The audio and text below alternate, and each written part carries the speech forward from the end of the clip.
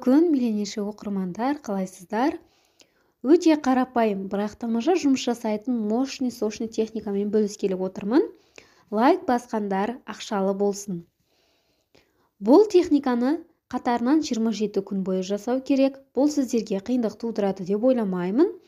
Күнде жұмыстан келген уақытта кіреберіс есіктің алдындағы кішкентай кілемшенің астына бір тиын тастап отырасыз. Оны алмайсыз, ол сонда 27 күн болады. Күнде бір тиынды тастай беруге де болмайды.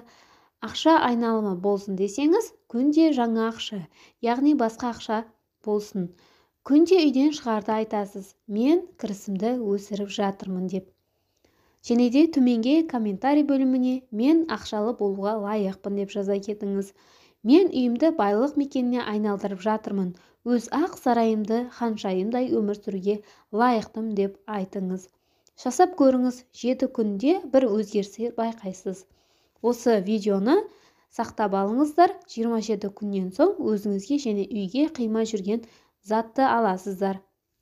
Ал төменге пікірге мен үйімді байлық мекеніне айналдырып жатырмын деп өз ақ сарайымды ханшайымдағыдай өмір сүруге лайықтымын деп жаза кетіңіз.